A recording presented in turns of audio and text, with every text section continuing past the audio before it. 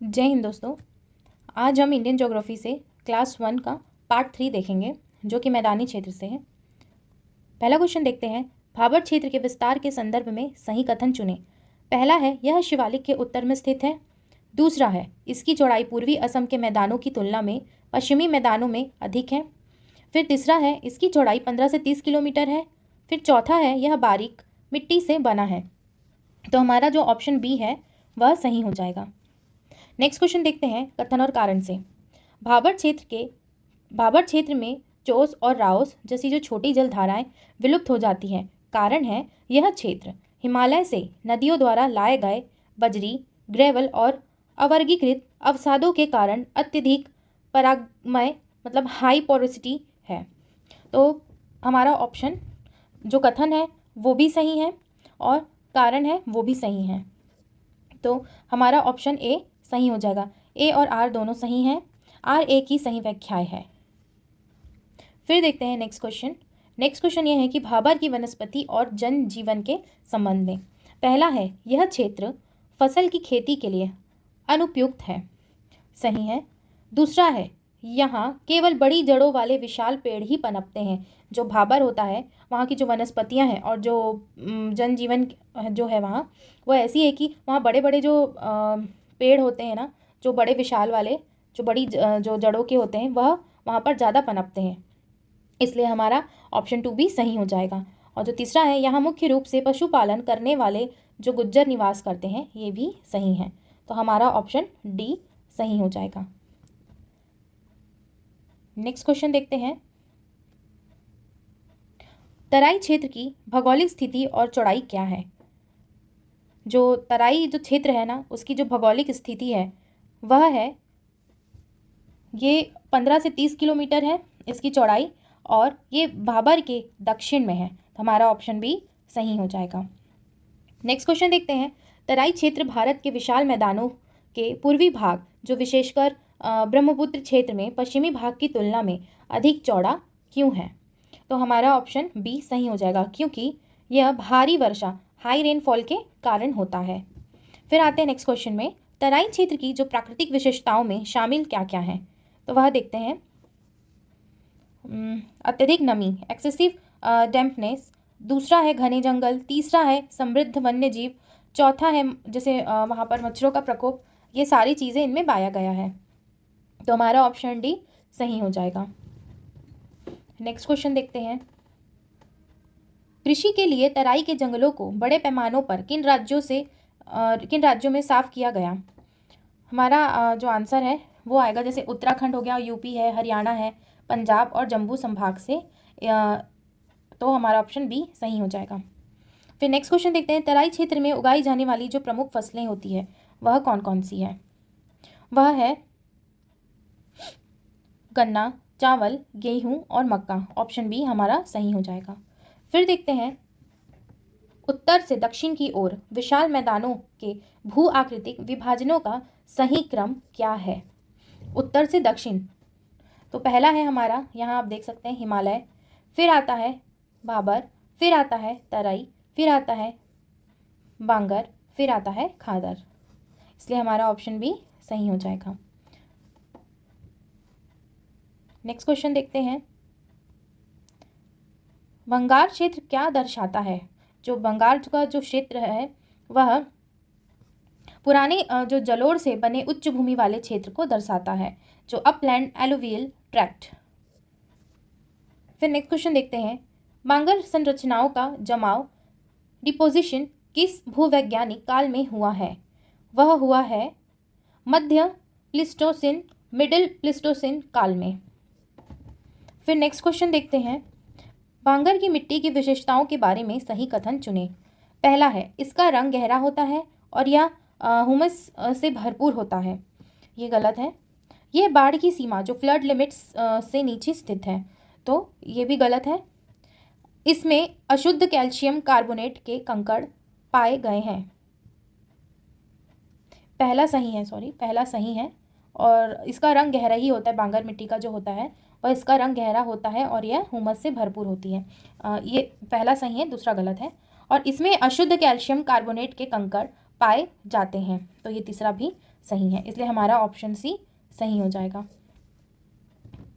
Next question देखते हैं। वांगर के अपेक्षा को शुष्क जो क्षेत्रों में खारे और क्षारीय उत्फुल्लन के जो छोटे क्षेत्र पाए जाते हैं वह है, जैसे रे है, कल्लर या थूर। तो हमारा ऑप्शन सी सही हो जाएगा। नेक्स्ट क्वेश्चन देखते हैं। जो बांगर है आमतौर पर अच्छी जल निकासी वाली और भारत के विशाल मैदानों की सबसे अधिक उत्पादक भूमि है। जो कथन कहता है कि बांगर आमतौर पर अच्छी जल और निकासी वाली और भारत के विशाल मैदानों की सबसे अधिक उत्पादक भूमि है। कारण यह है कि यह नदियों की बाढ़ सीमा जो फ्लड लिमिट से ऊपर स्थित है, जिससे मिट्टी सुरक्षित रहती है। तो हमारा आंसर ए सही है। ए और आर दोनों सही हैं और आर ए की सही व्याख्याएं है। फिर नेक्स्ट क्वेश्चन देखते हैं। बांगर के निक्षेपों में मुख्य रूप से किस प्रकार के जीवाश्म जो फॉसिल्स पाए जाते हैं? वह है जैसे हाथी, घोड़े और जैसे गेंडे और दरियाई घोड़े, ये सब वहाँ पाए जाते हैं। नेक्स्ट क्वेश्चन देखते हैं। जो डेल्टाई मैदान है मुख्य रूप से किस भू आकृतिक विभाजन का विस्तार एक्सटेंशन है? वह है आपके खादर का। जो खादर है ना, वह डेल्टाई मैदान का एक बहुत बड़ा भू आकृतिक विभाजन का एक विस्तार है। फिर नेक्स्ट क्वेश्चन देखते हैं। डेल्टाई मैदानों के संदर्भ में निम्नलिखित कथनों पर विचार करें। जो यह गंगा नदी के निचले हिस्से से लगभग 1.9 लाख वर्ग किलोमीटर क्षेत्र को कवर करता है। फिर दूसरा है, यह निक्षेपण जो डिपोजिशन का क्षेत्र है क्योंकि यह नदी का प्रभाव बहुत सुस्त स्लगिश हो जाता है। ये दोनों सही हैं। फिर देखते हैं। इसमें मुख्य रूप से जो पुरानी मिट्टी और नई मिट्टी का दलदल शामिल है, ये भी सही है। जो डेल्टाई मैदान होता है ना, उसमें गंगा जो कि नदी के निचले जो हिस्सा होता है उसमें मतलब इतना भाग वो कवर करता है, 1.9 लाख वर्ग किलोमीटर क्षेत्र को वह कवर करता है। और यह जो निक्षेपण है के क्षेत्र में, क्योंकि यह नदी का प्रभाव बहुत सुस्त हो जाता है और इसमें मुख्य रूप से जैसे कि पुरानी मिट्टी और नई मिट्टी और दलदल शामिल होते हैं, इसलिए हमारा ऑप्शन डी सही हो जाएगा। नेक्स्ट क्वेश्चन देखते हैं। डेल्टा क्षेत्र की विशिष्ट जो शब्दावली का सही मिलान करें। तो पहला है जैसे कि उच्च भूमि। तो जो उच्च भूमि है उसे कहते हैं चार्स। जो दलदली क्षेत्र है ना, उसे कहते हैं बील्स। तो हमारा ऑप्शन ए सही हो जाएगा। नेक्स्ट क्वेश्चन है कथन और कारण से। जो गंगा का डेल्टा एक सक्रिय एक्टिव डेल्टा है। कारण यह है कि यह लगातार बंगाल की खाड़ी की ओर विस्तृत एक्सटेंडिंग हो रहा है। तो हमारा ऑप्शन ए सही है, क्योंकि ये दोनों सही हैं। ए और आर दोनों सही हैं और आर ए की सही व्याख्याएं है।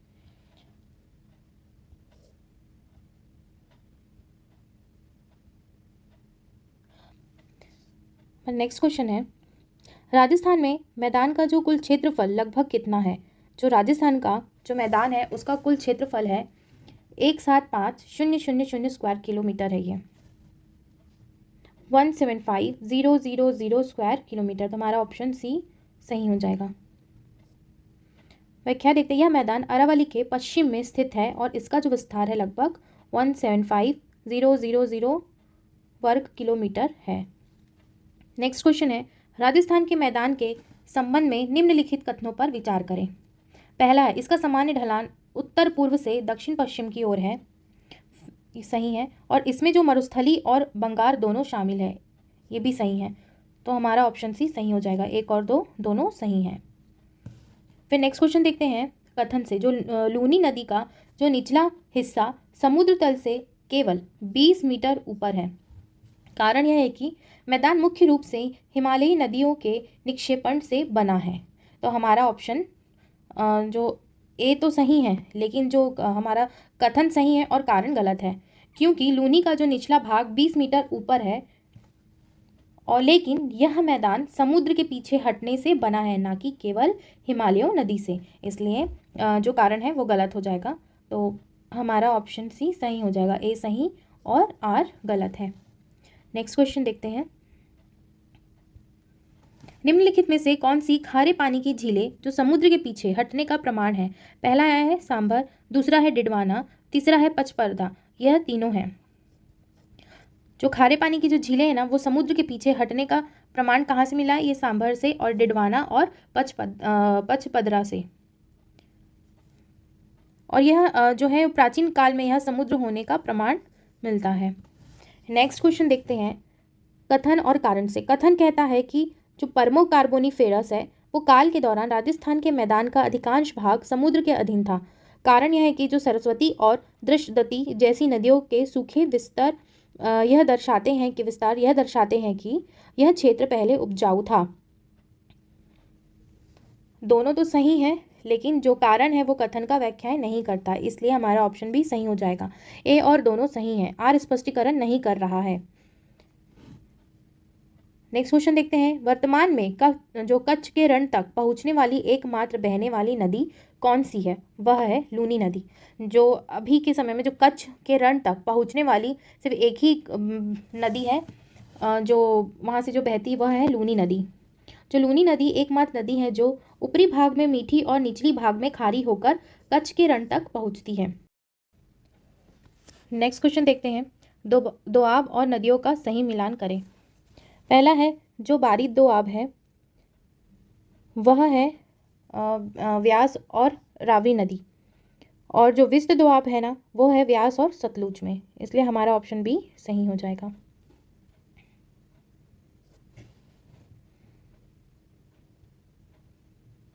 नेक्स्ट क्वेश्चन देखते हैं पंजाब हरियाणा मैदान के मध्य भाग को क्या कहा जाता है?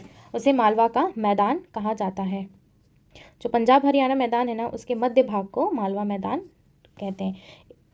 और है नेक्स्ट क्वेश्चन पंजाब हरियाणा मैदान को गंगा के मैदान से कौन अलग करता है? वह है दिल्ली रीज, जिसे पूर्व में दिल्ली रीज पंजाब हरियाणा मैदान को गंगा के मैदान से अलग करती है।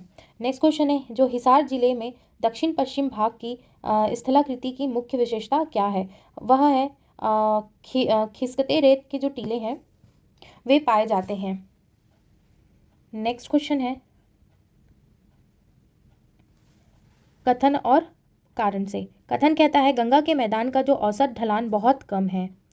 फिर है इसका जो ढलान है उत्तर पश्चिम से दक्षिण पूर्व की ओर लगभग 15 सेंटीमीटर जो 15 सेंटीमीटर ना प्रति किलोमीटर है। तो हमारा जो ऑप्शन है वो ए सही हो जाएगा, क्योंकि कथन भी सही है और कारण भी सही है, इसलिए ए और दोनों सही है और आर जो है सही व्याख्याएं करता है। नेक्स्ट क्वेश्चन है भूर क्या है जो ऊपरी गंगा के मैदान की एक अनूठी विशेषता है? वह है लहरदार और वायु रेतीले निक्षेप यहाँ पाए जाते हैं।